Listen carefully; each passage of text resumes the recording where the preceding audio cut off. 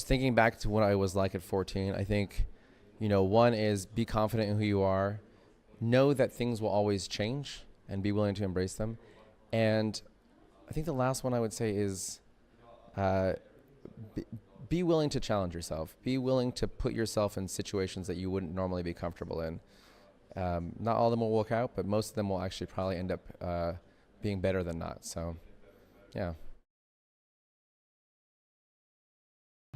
My name is Bobak Ferdowsi. I am a systems engineer at NASA's Jet Propulsion Laboratory in Pasadena, California.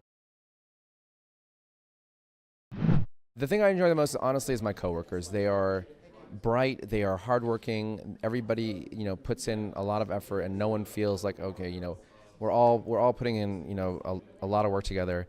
But they all have a sense of humor. Many of them have become my closest friends over the years. Been in their wedding. So it's the people. It's the technical stuff is fun. It's challenging, but what makes every day exciting to be there is the fact that these people are such a pleasure to work with. I'm part of a bread club. We bake bread for each other. But it's a fun place. We have teams for softball. We have all sorts of sporting events. There's a hiking club.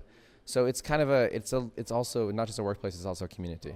My favorite technical aspect is honestly the fact that I will always get to learn new things. That every job that I do will involve taking some of the stuff that I've learned before and experiences that I've had, but also new approaches, new people who have done things in the past. You get to be a student of history, but also you get to create the future, and it's a really fun kind of mesh of all those different things. So I guess for me it's just the constant learning. I will never be bored at my job. I think the biggest limitation is that for missions like us, it often takes a long time for things to happen. So, the mission that I'm working on will be easily 10 years in the making by the time, we're at Jupiter. Missions like Curiosity were the same way. So that can be a little bit frustrating, but in the end, like with Curiosity, the reward is so great that I'd say it's worth it, but sometimes it's hard to be patient. My job right now is mission planner for the Europa Clipper study. We are on a mission to send a spacecraft to Jupiter's moon Europa, to spend a couple years there to measure it. And my job is really to understand how the spacecraft and the operations interact with each other. So it's trying to get the human and the spacecraft in one place.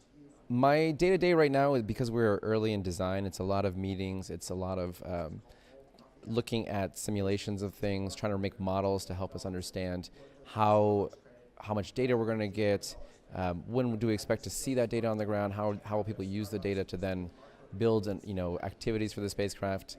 And so it's really just at this point it's just all kind of fresh and exciting, and it's just having conversations so that we're all connected, so that we all kind of think about the spacecraft and the people in the same way. My job involves some travel. It changes over time. As the mission gets bigger and bigger, we will definitely have to travel. We'll meet with teams that have instruments wherever they are. Sometimes they'll come to us, and then we'll have times where we have to go to where we launch the spacecraft from. So it just changes. It's sometimes some years it's a lot of travel, some years not so much. Well, my background is I grew up in the Northern California area in San Francisco, or near San Francisco. Moved to Tokyo for middle school and high school. Back to the United States to Seattle for college at University of Washington, master's at MIT. And then my first job was actually working at the Jet Propulsion Lab, NASA, working on the Mars Curiosity mission at the very early stages. And it's just been that was an apprenticeship, I guess, for me. I just wanted to learn a lot.